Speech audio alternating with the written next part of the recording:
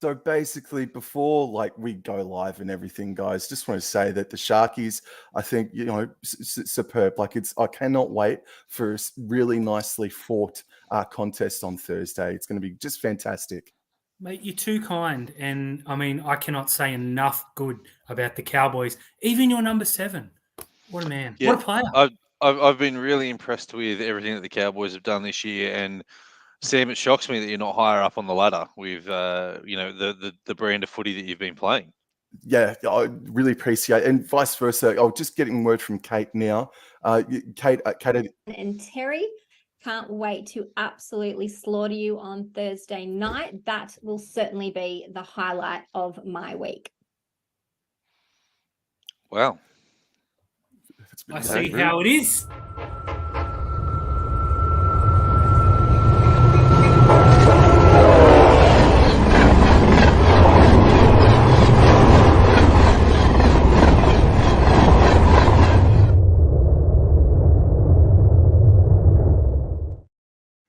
Howdy everyone, it's Sam. Welcome to the Wobble Enjoy Sports channel. If you're new around here, hope I can get you to consider liking the content and subscribing to the channel. But if you are a regular around these here parts, thank you very much for the continuous support. The boys are back on the Wobble Enjoy Sports channel. The Rugby League Outlaws Fins Up podcast. Links to their social media platforms will be provided in the description box below at the conclusion of this live stream. But these guys are coming in with a brand new kind of swagger. They've sort of left a certain platform or location, and they're doing things rogue these days. Terry, you guys are doing things rogue these days, aren't you? Yeah, look, we were, with a brand, and decided, Dan and I and producer Dids decided that while it was nice, having some backing of, a well-respected company, it was time to go by ourselves. And also picked up the opportunity to jump on Zero Tackle and launch a podcast with them. So it's just been absolutely mental. Yeah, you guys have been working tremendously hard, and you guys are still reining in the views. So please, if you haven't already, go and subscribe to Rugby League Outlaws. Go check out Zero Tackle as well on YouTube. But Dan, I mean, you have been a part of the Zero Tackle family for quite a while now. Is it like a monkey off your shoulders now that this is all finally sort of starting to run that way? It is 2015, and I've been pushing this for a couple of seasons, and we kept hearing just wait, we'll call you when we're right. So I big noted them. I said, let's do this or we're out. And none of that happened, and it's been an absolute joy. We're just building from scratch again, so the views are slowly getting there. You see our faces all over Zero Tackle, the League Live app, we're everywhere. But, mate, it is great. Zero Tackle, I love them. I love Terry. I love yourself. But Kate, what I was doing there. I love it. But yes, Kate could not be here, but she has sent through a couple of videos. Absolutely slaughter you. Oh, okay, thank you, Kate. That's enough, all right? That's probably one too many, but calm down, Kate. Just as a quick season summary from both of you gentlemen, the Sharks, man. Just a very quick season summary on your Cronulla Sharks, starting with you, Dan. Been okay. Okay. We could be sitting top 2, or we could be sitting bottom 6.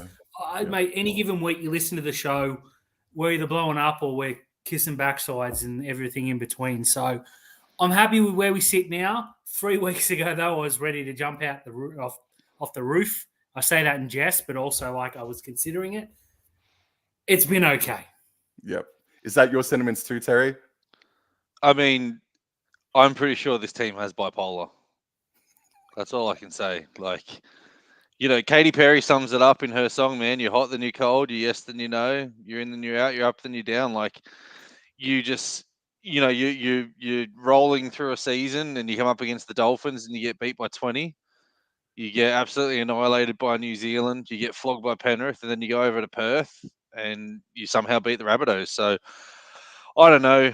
I've said it many times that this season needed to happen last season for Cronulla, and last season needed to happen this season, and we'd probably be a little bit better off for it. But, it's been a hell of a ride, man. It's been a hell of a ride. Mm-hmm. And just before we move on, just want to say that I've done something that I've never done before. There's a link in the live chat below. And if you actually want to come on and throw a question at us, or if you want to just throw an insult at us, but more than welcome, click that link and come and throw some fire and brimstone at us. We're big enough and ugly enough to take it. Kate's already done it, so Yeah. I want to see Nathan. Nate, I know you're watching. I saw you in the comment. Get on him. There he is. Link is provided in the live chat below, guys. And look, let's get stuck straight into it. Thursday night footy rolls around. Queensland Country Bank Stadium. It's the Chad Townsend Cup. No, I'm joking. But it should be, though, shouldn't it? Only one more point to require 500 career points. It's going to be a very special occasion for Chad Townsend, potentially. But just before we go on, in all seriousness, no, it's not the Chad Townsend Cup.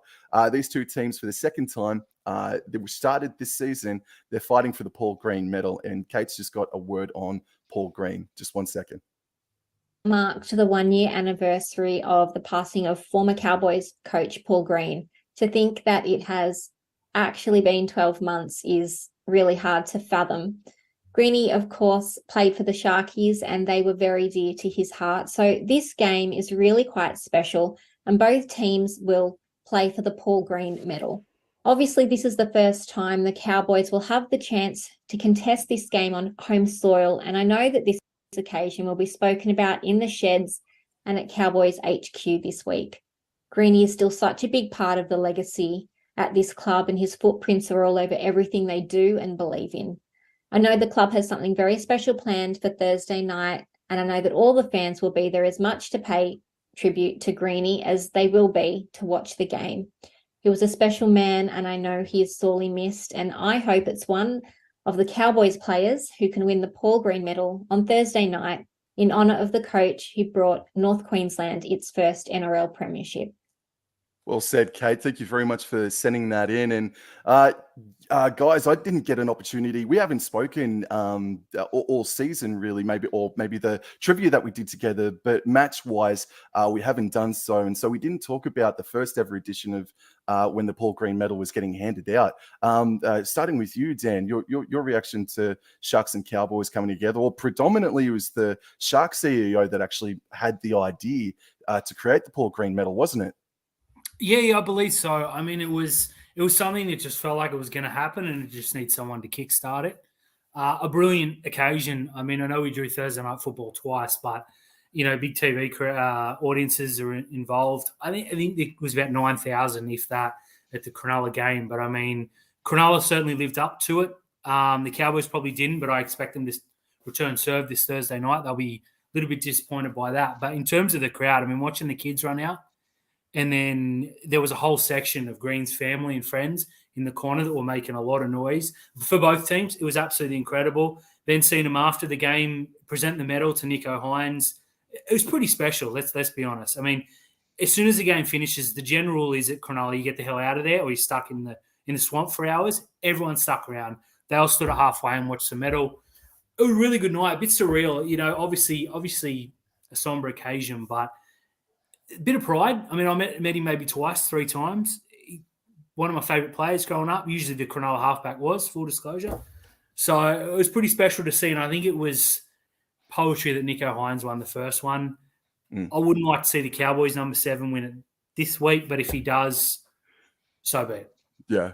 And then there was those touches after the game where he took off his jersey and shared it with one of Paul Green's children as well. So, yeah, and I agree with you, man. Like, it was a bit of poetry that Nico won. And Terry, did you see Paul Green play when you were growing up for the Cronulla Sharks, and just your overall thoughts about the Paul Green medal?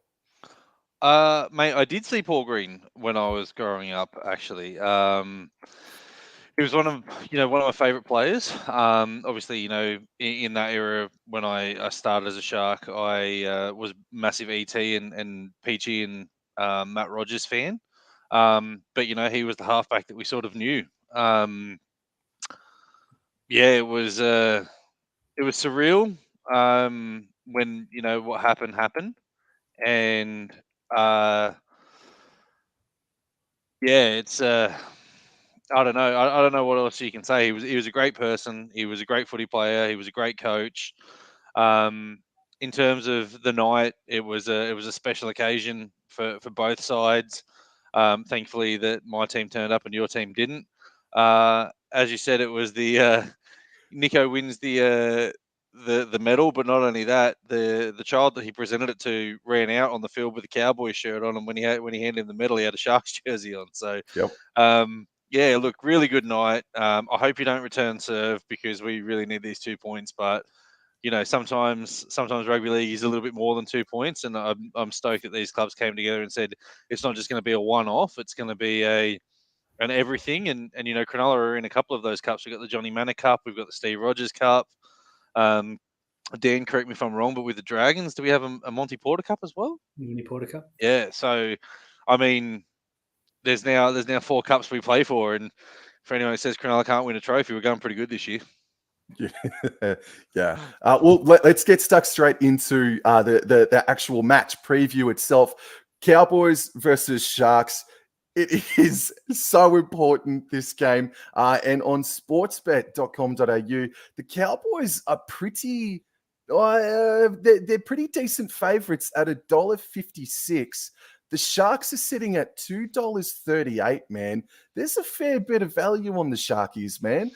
Going into the Cowboys team list now, Drinkwater, Felt, Taulungi, Hiku, Valame, Dearden and Townsend are the backline. McLean, Robson, Taumalolo in jersey 10, Luciano Leilua, Jeremiah Nene returns earlier than predicted from a shoulder injury, and Ruben Cotter is our lock.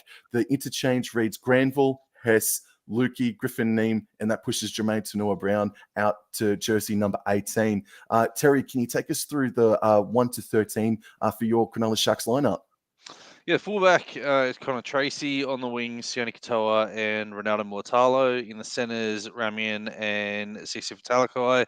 5'8", we've been calling for him for a long time now, and he's really starting to bring himself into this team. That's Braden Trindle, halfback Nico Hines, Toby Rudolph, Blake Brayley, and Hamlin Ueli, the front row. Britton Nakora, Wade Graham, and Cam McInnes in the back row. Wade Graham captains the team he's in his 252nd game, but I'm pretty sure someone mentioned the other day this is close to his 50th or 60th as captain.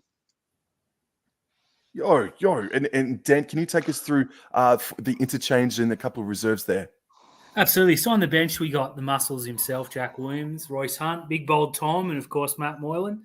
The reserves, Moini Hirotti's travelling, and I hear he might be 50-50 to play just between us. Then we got Big Tooks, Jesse Calhoun, Kale Iro, and Jaden Beryl, the two forgotten, 21 and 22. Not a bad side, if I do say so myself, but certainly not full strength. And I would argue that Valor side, you guys are. So I think the odds are right. Yeah, there was another reserve in there. That was James Tarmo in jersey number 22. He hasn't played since April, or at least max late March. So he was dying to play in this contest, and maybe there might be a late swap for who. I really don't bloody know, because you're right, Dan. This is a really good looking side besides Valentine Holmes, and the best in a few months actually too. Just on some of the history between these two sides, this is going to be the 56th meeting between the Cowboys and the Sharks, and the Sharkies have a dominant record over us with 36 wins, 19 wins for the North Queensland Cowboys. And it's really been since the Cowboys won that 2015 semi-final, the Sharkies have gone, yeah, right. So since 2016, Cronulla have won 13 of the past 17 matches between the Cowboys and the Sharks. And it's not been since 2018 that the Cowboys have defeated the Sharks on our home soil. So they're undefeated at our brand new stadium at Queensland Country Bank Stadium. And in a must-win match, that's got to be rectified, man. And in the overall history for Townsville's, for Sharks trips to Townsville, this will be the 28th trip to Townsville for the Sharks. They have won 16 of the 28 matches played. They don't fear traveling to Townsville. They belted us earlier this season in what I still think is the second worst performance we've put up. First, obviously, being the West Tigers. And then, yes, the West Tigers.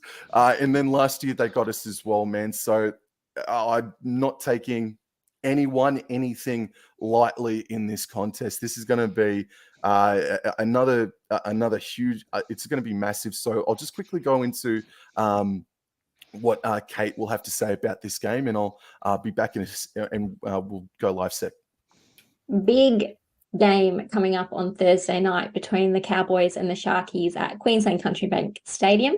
It's a Thursday night, which is a little bit of fun for the locals. The Cowboys were on a roll at one point there, and we could have even been top 5. But in the last few weeks, our hot run has been snuffed out. We had a really big opportunity against the Titans a couple of weeks ago, which we just didn't capitalize on. And of course, a 6-week injury to Jeremiah Nanai and Val Holmes on detention for being a naughty boy for the rest of the season certainly makes things a little tough. But the ladder is just so insane that the Sharkies sit 4th and are only 2 points ahead of us on 12 wins. We're on 11. The for and against this year, I think, is going to be a real leveler, as so many teams currently sit on 28 and 30 points. So look, there is 3 rounds left. And we've used up all our buys now. We, of course, have the Sharkies on Thursday night. After the contests that the Cowboys and Sharks had in 2022, honestly, these games are now ones I circle on the draw. I feel like there's always a bit of extra spice in these matches. And I think with Wade Graham announcing his retirement at the end of the season, he's going to leave nothing in the tank in his final 3 games. And those announcements are dangerous for opposition because teams rally for that play and they all want to put in a big effort for him. But look, Thursday night against the Sharks is the last home game for the Cowboys, so we really need a win at home to carry any sort of momentum into the final 2 rounds, which will be played away from home. So let's start there. Thank you, Kate. Let's start there. Starting with you, Terry, man. So she touched on Wade Graham there, and now that Jeremiah Nanai is back, I'm fairly certain that means that it's Graham versus Nanai, old dog versus new dog this weekend. Do you feel like that's what's happening? Even though we only announced it last week, they did get up quite well against the Gold Coast. They did defeat the South Sydney Rabbitohs out of nowhere. Do you feel like that's starting to just sort of, do you reckon that's a second win that sort of hit them up the backside with this announcement? Yeah, look, you could tell, as I said on our podcast during the week, and I said it on Outlaws, that, when at Shark Park, the crowd doesn't really get into the game until the game kicks off. So, pre-game, the stadium can be packed, but there's really nothing doing. The players' names start getting read out. When it gets to Nico Hines, that's when people start sort of paying attention. When Wade Graham's name was announced, you've never heard anything like it, Sam. It was like, you at the time you would have said there was about 20,000 people there. For such was the roar. Alofi Khan Pereira, the Titans winger, took a routine hit up, and I don't think he thought what was going to happen next happened. But Wade Graham threw everything at this kid, and it sounded like a car accident. And the poor winger got up. He's only slider frame. He got up, took his breath, played the ball, and he didn't want the ball to go near him for the rest of the night. He was hurt from it. When Wade scored, it sounded like the Matildas, had just put their 7th penalty in to win the game. The stadium was massive, so you can tell that it's meaning a lot. He's a club legend. He's the last of our 2016 premiership players. He came to us as a skinny 5'8" and turned himself into the best back rower in the competition at one stage. Should have played a lot more origins than he did. But injuries got him. Boyd Cordner got him as well. But look, I don't know if the whole stigma is do it for Wade, but I think last week definitely was. And this is a place where Wade Graham's had pretty good success coming up to Townsville. So I think he's going to want to go out with another win as well. What about you, Dan? Like, do you guys, sorry to put you on the spot, but do you both think that Wade Graham is retiring at the correct time, or do you think he may have gone a year too long? For the purpose of this, I'll say he's got it spot on correct. Yeah, look, Terry's Terry's right. He's gone a year too long. Let's be honest. Last year should have been the last year. But in saying that, given Teague Wilton's injury, he's slotted in. His last 2 weeks have been the best 2 weeks since his injury a couple of years ago. So my plea, I suppose, to fans is to not let the last year and a half taint Wade Graham, because this is a bloke who, as Terry said, he was the best back row in the competition at times. He had a kicking game that we'd never seen in a back row, and I don't believe anyone's got close. I mean, there's been players that have done it a few times, but Wade Graham did it every time. And I mean, you take Wade Graham out, we don't win the title in 2016. It's as simple as that. I would argue maybe Barber, Maloney, and Lewis, and of course Gallen, but he's in the top 5 that were most responsible for that. Everything fell into place. Yeah, I agree. I don't think there's a do it for Wade mentality, but there should be. I mean, this is a bloke who should go out with a home final. If we finish 5th, okay, if we lose, whatever. We've sent Wade Graham out in front of his own fans in a final. He deserves nothing less. He's a club legend. I can't say enough good about him. I just really hope that people can look past the last year, which has been, up and down, mainly down, to be honest, and focus on Wade Graham, because Father Time is undefeated, although if anyone was ever going to take him, it was Wade Graham. And he took him to the 15th and final round, but unfortunately they've all got to go sometime. Congratulations, Wade. Just what a legend. I hope we send him out. I don't think we'll win the premiership, but I'd like to win a finals game and dedicate it to Wade Graham. I think he deserves it. Can I? It's not me blowing up your tires. I genuinely think that if this is the beginning of the Sharks starting to reach back to that form that was thereabouts at the start of the season and towards the back end of last season, I think Sharks still can at least play on grand final day. I mean, if they got to play Penrith in a prelim or go to Brisbane and play Brisbane, they're 2 different scenarios. I'd give Sharks a fair dinkum chance against Broncos. So I do still see that the Sharks could be playing in a prelim if this is the start of them getting up to that level that we've seen them play at. Do you think no, it's not do you I think it has started to coincide with Matt Moylan starting in jersey 17. Braden Trindle, as Terry, I think it was, that touched on a moment ago, he's finally come into the fold now. You guys must be blowing party poppers every single day when you know that Trindle's playing at 5'8". Yeah, it's as Dan said, Father Time is undefeated, right? 2018, Matt Moore put in one of the best 5'8" seasons for Cronulla that we could hope for. He was close to leading the league in try assists. He had his hands in everything good that we did that year. The combination that he had with Valentine Holmes that year, ironically, was second to none. And literally, Dan and I created a podcast because we signed Matt Moylan. Like that, let's just put it that way. But well, we won't name names, but a couple of coaches decided that Matt Moylan, apart from being our best 5'8", was our 4th best fullback, but put him at fullback.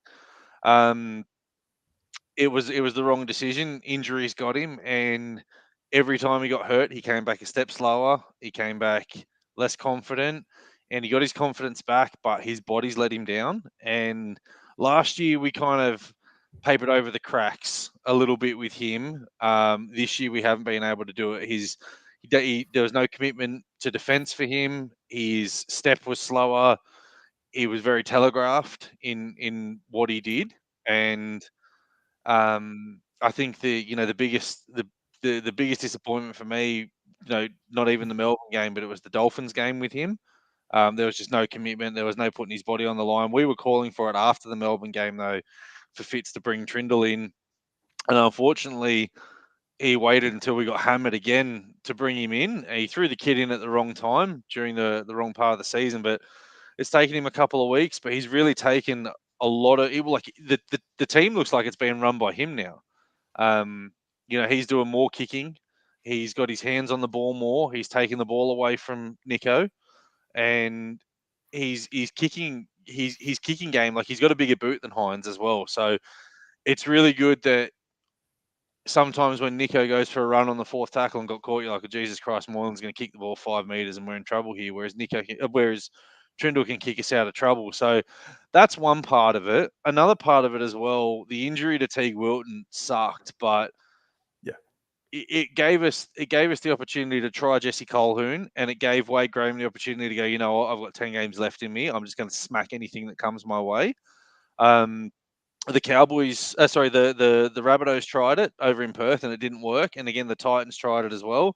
And they're like, you know what, maybe we'll have some luck on the other side. They threw the ball to Brian Kelly and Jesse Ramien killed him. So that left edge has been shored up a lot now since Trindle has come in. And the other part of that is Trindle is a big talker and Matt Moylan isn't. So just having a 5'8" that talks in both attack and defence, we're seeing the big ups to it as well. Our attack looks a little bit clunky. Will Kennedy got injured, and you know, spoiler alert, he was leading our fan votes for the Player of the Year. So Connor Tracy's come in. Our shape has changed. We're a lot more direct in our attack now.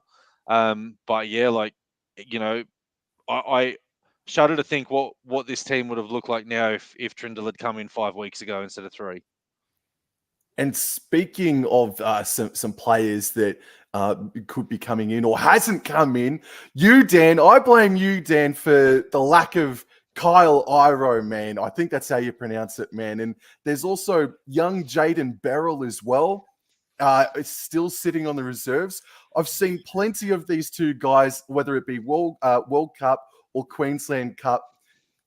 And like hearing you two guys talk about it on the Fins Up podcast and the Rugby League Outlaws, click the links in the description box below at the conclusion of this live stream. It will be there. Check them out. Where are they? What's Coach Fitz doing there? I want to see Beryl, man, for sure. More than Iro, but I still want to see both of them, mate. Look, without going on a rant, because we've only got an hour and I could take it all up on this very subject, Blake Brayley's been anointed as the next superstar number 9, and nothing he can do will take away from that. It's at a point now where I've given up on hoping for Jaden Beryl. He should have played 10 games this season. He should have been Fitzgibbon for all his pluses, can't run a bench. He only uses 3 players and he puts a player there that he gives token minutes to. Put Beryl on and give him 10 minutes. Ken McInnes was playing a little bit of 9 at the end, and as Terry sort of joked but also meant just a little bit, our best service, our best runs came when McInnes was filling in. So, look, Beryl is off contract, and I would be shocked if 3 or 4 teams aren't in on him. With the greatest respects to some players out there, Jaden Beryl's far better than them and should start at 9. I won't name names, so I don't want to make any more enemies. I've got plenty of those. Kyle Iro, though, mate, I don't know is the short answer. This is a kid who last year tore up New South Wales Cup, was their player of the season, and came in first grade on 24 hours notice, played on the wing, made a couple errors, ran for over 200 metres, broke like 12 or 14 tackles. Like, it was almost a record on debut. And everyone goes, yeah, but he dropped the ball. Okay, that was the first 20 minutes. Once again, a kid on debut, thrown in last minute, out of position. His next 60 minutes, he was arguably the best player on the park. He was certainly our most destructive. So I look at that. I look at Kyle Iro this year in New South Wales Cup. When he's on, no one can touch him. There was a time where he said he wanted to leave the club, and he just turned to shit. Excuse my French. He just turned to shit. Then whatever happened, and he came out, and I think we're playing one of the top teams because Trindle was there, and Trindle and Iro must have had a bet on who could be the better player. And Iro's first touch, he went straight up the middle, 30 metres, and then boom, we score. And then later, I'm pretty sure he set up 2 and scored 1 himself. The rap on Iro was that he couldn't tackle. Now, with the greatest respects, again, to Sifa Talakai, the bloke can't tackle. Now, he's come good in the last few weeks, but Kyle Iro should have been playing 10 to 12 weeks ago, and he should be our left centre. Now, Terry and I, he especially loves Talakai. I do too, but I flip-flop. I think it's at a point now where we said to Iro, you're not it. This is a bloke that could walk into the Parramatta back line tomorrow. He'd be the best back player outside of Buller in the Tigers. Wow. He could probably, he could probably make the Cowboys side this weekend because, Felt's not going to be there forever. Iro can go play wing and move into the centres. This is a kid who's an absolute freak, and if we release him at the end of the year, which I'm deathly afraid we will, it's going to come back to hurt us, 100%. Okay, he missed a few tackles, but I guarantee this time next year we'll be saying, what did we let him go for? Wow. But there is a player that has definitely been unearthed, even though I think he made his debut last year. Big Tommy Hazelton, boys. Big what Tom. freaking sensation that bloke is. He's you sort of just the adrenaline maybe is or momentum is like slowed down a little bit over the past week too. But seriously, like this is, I think this is what you guys have needed. I think it may like Braden Hamlin-Uele, I really like. You've also got Royce Hunt that is like that. But I think Thomas Hazelton has been really consistent. I think Thomas Hazelton has been really consistent for you guys, man. He's been a shining light. Yeah, you Big give me old Royce Tom Hunt's has been tremendous. you give me Royce Tremendous, Hunt's Terry. performance of last week where he came off the bench and ran for 152 meters. I take that Royce Hunt every day of the week. The problem is sometimes, you know, like Royce Hunt is blessed with genetics. Let's be honest with this. Like he is absolutely enormous. And in the games against Penrith and Melbourne, where they've got huge packs, you want him to take one of those strong runs and get us on the front foot, and he just doesn't. Like it's as simple as that. We've got a lot of downhill skiers in our team. Tom Hazelton isn't one of those people though. He will have a run at anyone. He'll have a run anywhere, anytime that he can. He scored a couple of tries this year. He got ripped off one at Manly, and that was a blatant knock on. He has been an absolute phenom, and look honestly. You have a look at go back to when Tom was named in our team and hasn't dropped out of there since. The Newtown Jets were second. Tom Hazelton comes in the first grade. The Newtown Jets are seventh. It's no coincidence. Like I know that there's players missing left, right, and center, but you're missing your forward leader. And like this guy's our bench forwards, like Jack Williams and Tom Hazelton, outperform our starters. So yeah, he's. You know, he was in the off season this year. There was a rumor he was going to go home to Canberra because we were only offering him a train and trial deal, and Canberra were going to offer him a top 30 deal. We came in with a top 30 deal, signed him late. Yeah. I'm glad we did. You know, Yeah. this is a guy who needs to be a Shark for as long as he wants to be a Shark. 1,000%. I want to start talking about some bloody navy blue, some yellow and grey boys, and I'll have Kate kick us off, and I'll be back. We'll be back in just a moment, guys. In 3, 2, 1. Speaking of marquee players, the one and only Jason Taumalolo celebrates his 250th NRL game against the Sharkies on Thursday night. When I think about Lolo and the impact he's had on the club, he has to be right up there with names like Paul Bowman, Matty Bowen, JT, and Matt Scott. He's part of the furniture up here in North Queensland, and I know firsthand from talking to the younger players in the squad the impact he has on the team.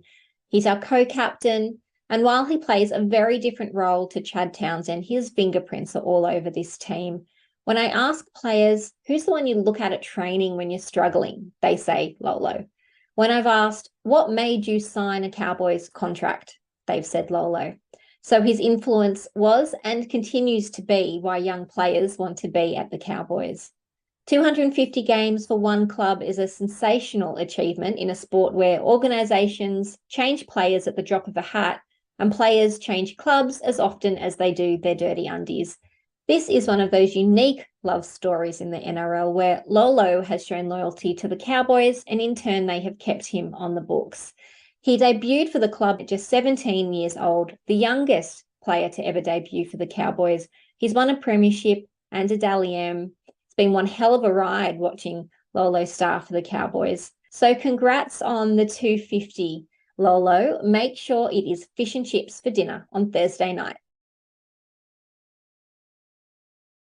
I know a couple of really good fish and chip shops as well, boys. But Jason Taumalolo, if I can just take the reins for a moment, this guy is a game changer, and it's going to be really hard at the end of 2027 when his contract is up and not call him the best ever Cowboy, especially if he does reach 300 to be the first ever to do so for our club exclusively, and especially if we just make another appearance in a grand final as well. His game against the Canterbury Bankstown Bulldogs in round 2 of 2020, the first ever game behind closed doors, is famous for breaking, or at the time, breaking the running record. I can wax lyrical about this guy for the next half an hour, but I won't do that. But it's just amazing to remember his debut. It is it was wild as well when he first signed that 10-year deal too. Like that blew everybody away. And now we've got big Tino Suamala-Aui doing the exact same thing these days. But I want to, if you could tickle me fancies, boys, starting with you, Dan. Jason Taumalolo this weekend, man, celebrating 250. What are your thoughts on Taumalolo? He's a freak. I mean, this is a bloke that a couple of years ago, you would be fighting your mates over the number one draft pick in fantasy and picking Tom Malolo because you knew he was going to do 180 meters was a slow night. Now, obviously, we had a pretty good number 13 in our ranks in Paul Gallen, and it was pretty much undisputed that he was the best 13 of the modern era until Tom Malolo came on. I mean, that's as high a praise as you can give a 13. Now, I know the roles change, which is why Terry and I had a chat on Outlaws the other night saying, 10-year deals, are they worth it sort of thing. Him playing prop now frightens me. I was really unhappy to see that today. I was happy when he was on the bench and coming on for, token minutes. Him starting against our notoriously not great forward pack worries me, especially coming into 250. But, mate, I mean, he's a player that would, at his peak, would fit into any side in the world at any given time. He's an absolute freak. I'm a fan. If he's going to have an off game, I hope it's this Thursday. But, I mean, if he makes 150-plus meters, yeah, we're in trouble because his meters aren't token meters. They're impactful. And it's like his consistency, I don't know, for a time there last year, his injuries have now started just to creep up on him over the past 18 months or so, but he's always been performing at such an elite level of consistency. Terry, if I can just get you to tickle my fancy as well, mate, about Jason Taumalolo. When he was bursting onto the scene, there would, I've got young kids taken to the park on the weekend, and you'd see the kid, the young boys playing footy, and they'd be screaming out Taumalolo, and you're talking about kids wearing Sharks jerseys down at the park at Cronulla, running at their young mates going Taumalolo. He's mental. Like there was, as Dan said, Gallen set the scene for the high work rate, and Jason Taumalolo leapfrogged that. There were games where you'd go, geez, man, Taumalolo touched the ball like every set. How many meters did he run for? And then you'd look at your phone and the stats and just go like, how does he do it? How does your body take that punishment?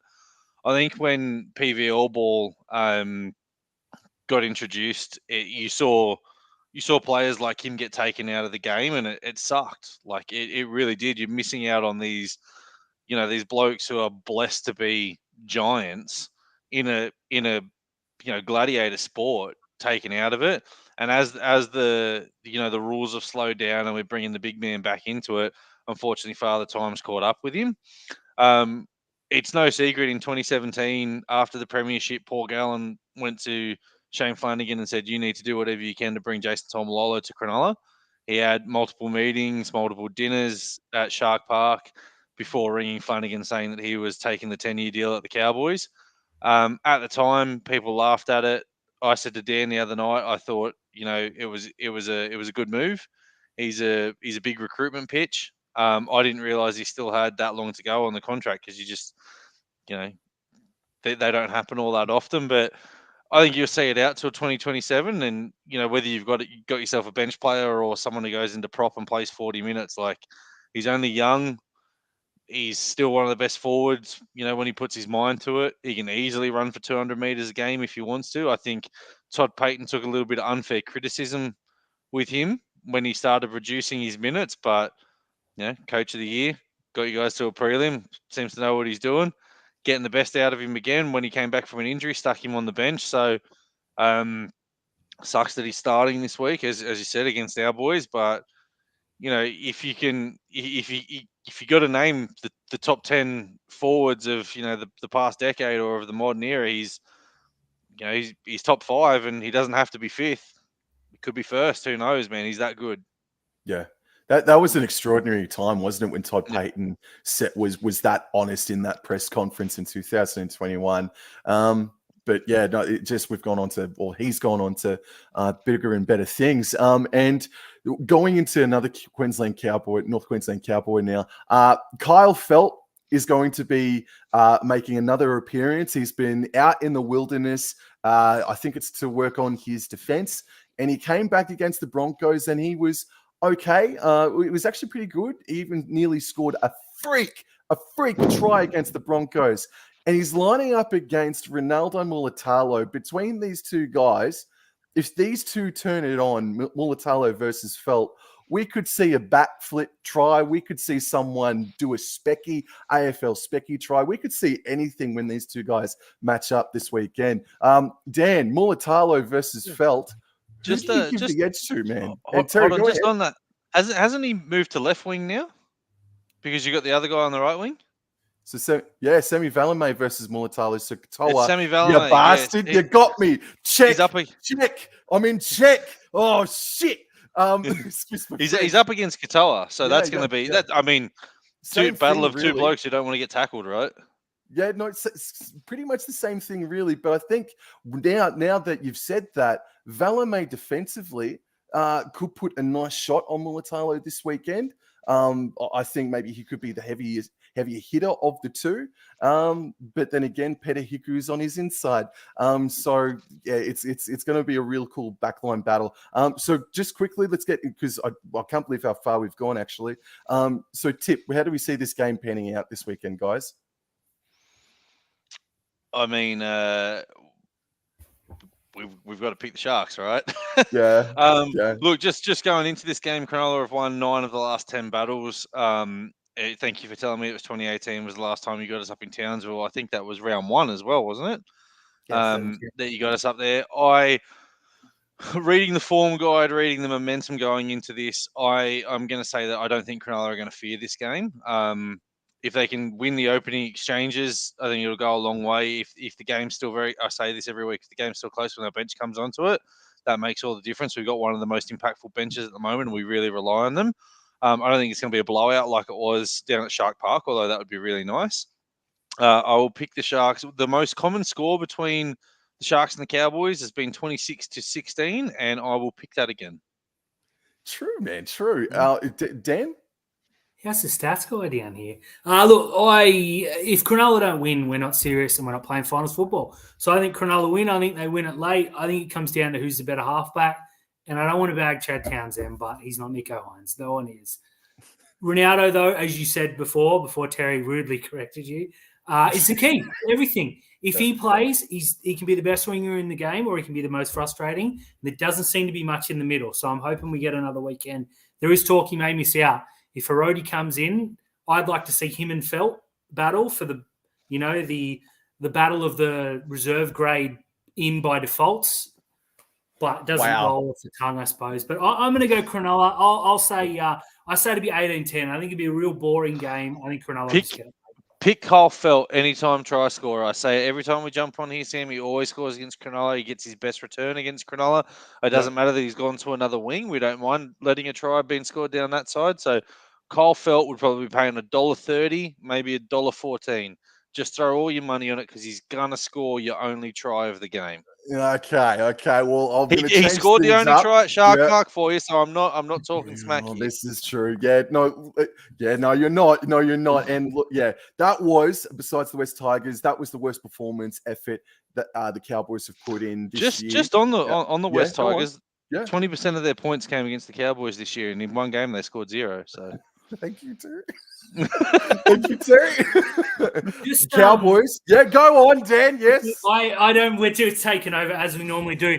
I've got an impression. Now I just want you to tell me who this is. It's Chad Townsend from that very game when he got hooked because it was so terrible. Cowboys 13+. That's what's going to happen. Cowboys 13+ on Thursday. And Jason Taumalolo will be the Cowboys' first ever Paul Green medalist as well in game number 250. Kate, just a word from you, please. Absolutely slaughter you. Okay, thank you. It's going to be absolutely brilliant when we win 13+. Now, I've brought you guys on here for another match, and we'll get through it with a bit of pace this time. It is kicking off on Saturday. It's the first game to kick off round number 5 of the NRLW season. North Queensland versus the Cronulla Sharks. There are no odds about this game.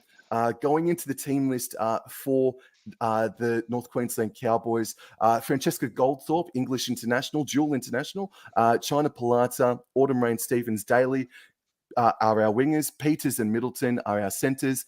Tillett and Dibb, our halves combination. Talisha Harden, Mantleman, and Natapuna are our front row. Power, Long, and Wheel, the back row.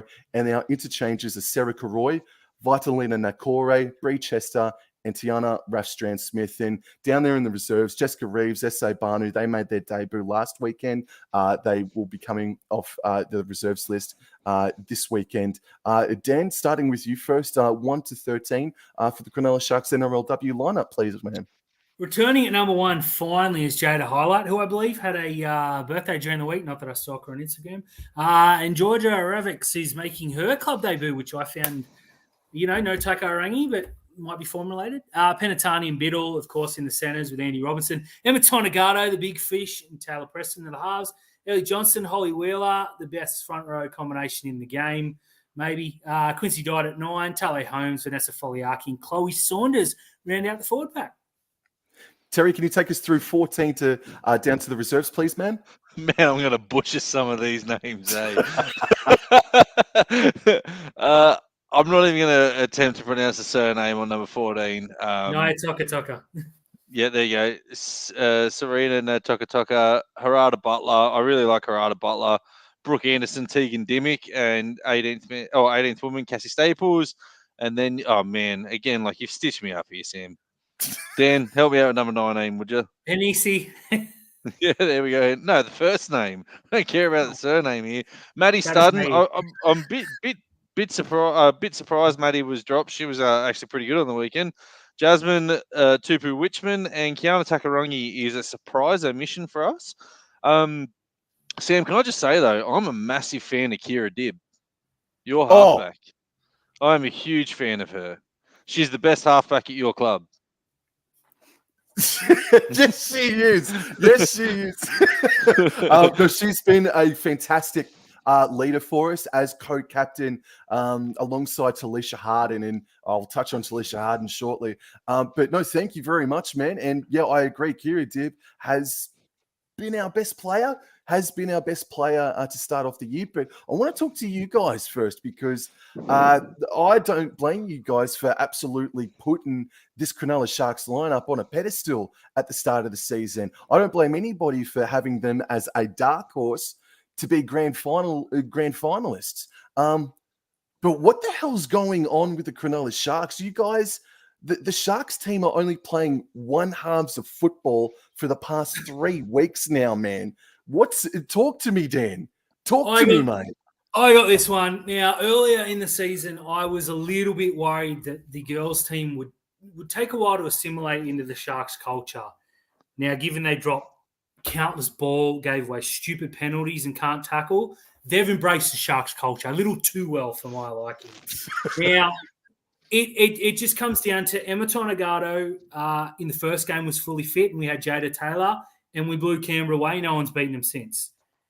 Since that game, Tonagato did a calf early and was useless against Tigers. Shouldn't have been on the field. We didn't score a point. Jada Taylor misses. The third game against the Titans, Tonagato got whacked off the ball, has broken ribs. She says she doesn't, but you could hear him crack from the stands. It was a late shot if you're watching referee. I hate you. Was useless, no Jada Taylor. And then last week, no Jada Taylor, where was Tonagato at fullback. I'd like to put it down to bad luck, I hope. I think up the middle we've been really, really good. And at 12-0 up against the Roosters, it should have been 16-0. We dropped the ball. They went and scored 36 unanswered points. So if Jada Taylor's back and Tonagato can actually play 5'8" without getting hit off the ball or doing a calf, we're right in this game. But unfortunately, I think we might have left it too late, mate. This is as must-win as it comes. No, you're right. In a shortened season, you're exactly right. It is getting to the point of must-win. Yes, Terry? Oh, I mean, the most impressive thing about this Sharks team until last weekend was, we're against the Tigers. That game could have been 0-0. They scored their 2 tries when we had Harada Butler in the sin bin. Yes. Outside of that, it was 0-0, and the game against the Titans, we lost on the buzzer in a heartbreaker, and you just saw it coming. The minute that ball dropped, 3 minutes to go, it's just in the Sharks' DNA. until last week, we were 1-2 with a positive for and against, but unfortunately, we ran into the Roosters, who are, the form team of the best team in the competition. I don't think the ladder represents where this Sharks team should be. But again, it's the first season with the club, and it's just an embedding period.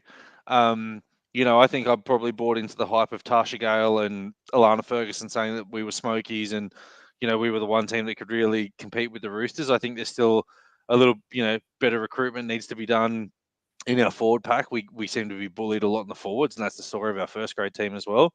But it's just fun. It's fun to have a team. It's fun to watch them. It's fun to get behind the girls. I think this is going to be a great game. 7th versus 9th.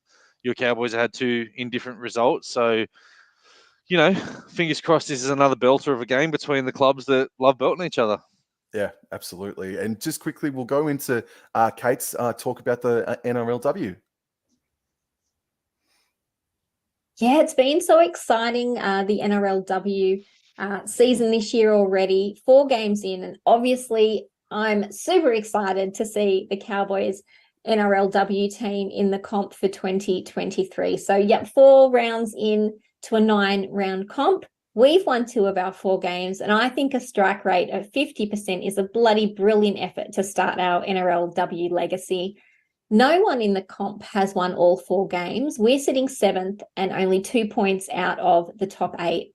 Look, it is a tough competition because with only 9 rounds plus finals, there really is no time to work your way into the season. And so I really hope that changes next year and we get more games, because I've got to tell you, the errors I'm watching in games in attack are because teams feel the pressure to score off every set of 6. And that pressure is built because you almost have to win every single one of your games because the season is so short. So I do hope that changes next year. So like I said, the Cowboys are sitting in 7th position after their win against the Tigers on the weekend. And that was a really enjoyable game. Both teams were so evenly matched, and it really was momentum at the end of the game that saw 2 former Gold Stars combine to score the winning try. That was Tallulah Tillett and Jasmine Peters. Tillett actually made her debut for the Cowboys on the weekend. She's had an injury that's kept her out of the squad to start the season, but she was efficient on the weekend, setting up 2 tries and was a real playmaker at 6, which took some of the pressure off Kira Dibb. Oh my God, Kira Dibb. Let me just have a moment about Kira Dibb. She's a machine. I actually think I'm in love with her. She has to be the signing of the season for the Cowboys, and I bloody hope she loves it up north because she has been so impressive. Her leadership, her composure, her timing, her efforts in defense, and what she's able to create in attack is as good as any number 7 in the women's game. I'd actually love to see Emma Menzelman more involved, either around the ruck, runs from dummy half. She's got such good timing and a great footy brain. I'd love to see her injected more into the Cowboys attack. And I think if we can spring Emma, Fran Goldthorpe, Dibb and Tillett together in attack, we could be a real headache for all the teams in the comp, to be honest with you. But look, all of that comes with time and with a short pre-season and only 9 rounds. Everyone is really working it out on the fly, including coach Ben Jeffries, who made some changes to the lineup against the Tigers. Good moves, in my opinion, because the week before the Bronx were just going through us much too easily. But this week, the Cowboys were a wall of defense against the Tigers, and their determination and grit on their try line was the reason they won the game. Players to keep an eye on as the season continues and into 2024 for the Cowboys, for me, Mackenzie Wheel and Vitalina Nakorde, both absolute guns, superb. Just love their intensity, what they bring to the game. Always want to be involved, looking for ball. Absolutely love what I've seen of them this year. Overall, I think the Cowboys can be proud of the way they've started their NRL journey, and that comeback win against the 2022 Premiers, the Knights, in round 2, to give this team their maiden win in this competition will go down as one of the best games I ever watched. I was really emotional after that game, and I know the players were too. It's just such a special moment in Cowboys history. So look, I'm really looking forward to the rest of the season for the Cowboys, and fingers crossed we can jump into the top 4 with a win over the Sharkies on the weekend. Absolutely. What? Talk to me, Dan. What? Look, I agree with everything she said up until the last minute where she ruined it all by saying that she hopes your team beats our team. How dare she? Oh, how dare she indeed, mate. But just there's one thing I want to say about the team, right? Is that China Pilata has predominantly been a winger coming up, and Ben Jeffries has recognized that maybe her strength and the way that she can boots players in the forward pack can really help her and us.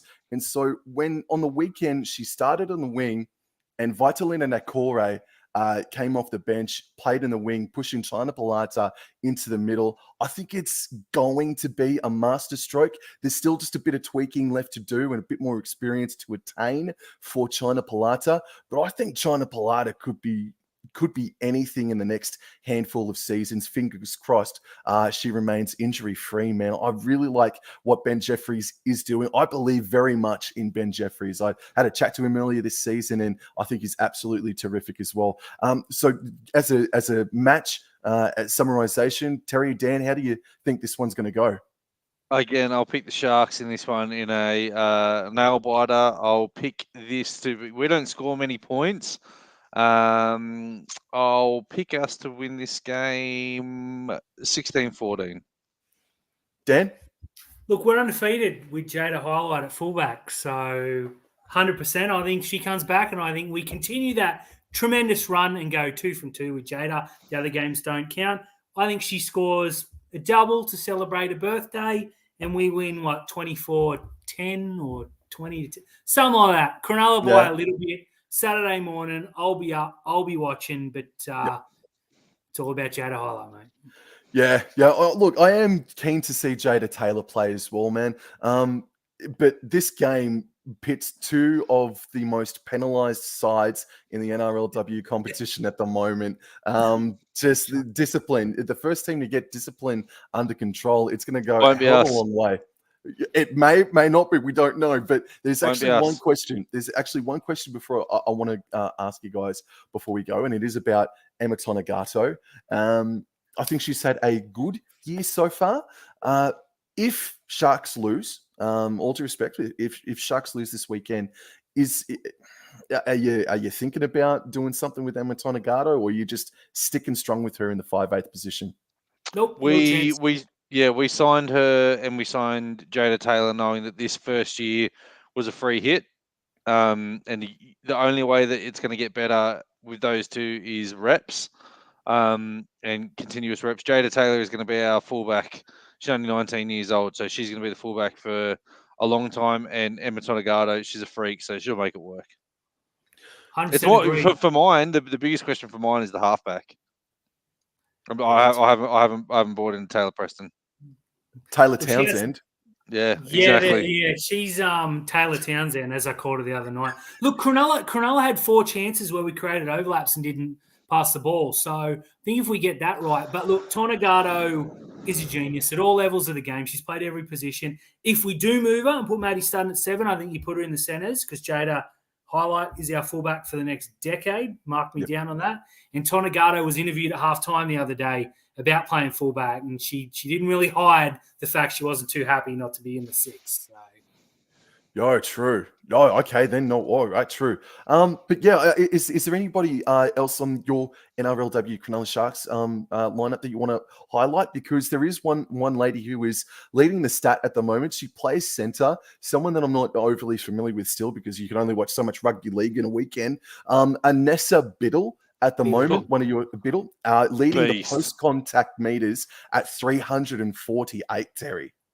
Yeah, well, the first couple of games she played on the wing, and so that's why, because for some reason halfbacks were kicking to her, and she's a monster.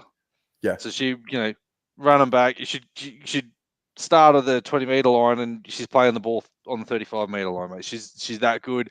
Putting her in the centers now kind of nullified a big advantage that we had last week, which was her kick return meters. But in saying that, no one has really locked down a spot for us through good form. So I'm glad we're sort of playing around with it a little bit. A little bit disappointing Kiana Takarangi because she's a lot better than she's shown for us.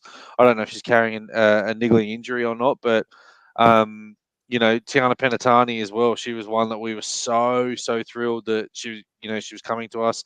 She's our captain. Been a little bit disappointing. And Biddle is really good, but Dan and I have been waiting for her to come back. Holly Wheeler, and she was man of the match 2 weeks in a row. So I'll player of the match 2 weeks in a row. Yep. And Dan, just your thoughts on that, and also Quincy Dodd. Do you think Quincy Dodd has lived up to expectation? Not yet. I don't think. I mean, outside of Ellie Johnston and obviously Holly Wheeler come back, Rada Butler was dominating a little bit, but she bit gun shy last week out serving suspension. Look, Dodd is a freak at number 9. It's good to have a 9 at the club we can both get behind and one that runs. That we're proud of. But look, it's not her. I don't think they've worked out how to best use Brooke Anderson yet, because she played a lot of 9 at Parramatta, and she played a bit of 13 to start because Holly Wheeler wasn't there. Wheeler's gone into the 8. I don't think he's worked out the best 17 yet. I think he's got a best 20, and he doesn't know quite where to put him. If they get Anderson's role right, then I think you'll see more from Quincy Dodd. But going back to what Terry said, Holly Wheeler, since she's come back, we were getting bossed up the middle. She goes on and controlled that. She came off, sat down, was bowling. Someone got injured. She got straight back out there and played the next 15 minutes. And then last week, she was our undisputed best player and probably the only player that makes the Roosters lineup. So Holly Wheeler's a superstar for me, but look, we need to see the best from Emma Tonegata this week. Otherwise, look, we'll be booking Bali, and didn't see that coming in the preseason. No, not very many people did. But that's it. We've gone through it all, both games. Absolutely must wins for both of our clubs in both games, respectively. Guys, watching the live stream or catching us on the replay, thank you. We've had a consistent amount of people in here watching us throughout, so thank you. That really does mean a lot. Please go and check out Dan and Terry's Rugby League Outlaws Fins Up podcast on the Zero Tackle channel on the YouTube channel. Links to all of those social media platforms will be in the description box below. Just a couple of minutes after the conclusion of this live stream. Dan and Terry, thank you so much, man. It's good to talk footy with you guys again. Mate, it's good to see you again, Sam. So, yeah, thanks anytime. And up the Sharks. Fins up. Fins up, baby. Have a very nice weekend. Cracking way to start the NRL season round on Thursday night. What a freaking game that's going to be. Take care, guys. Adios.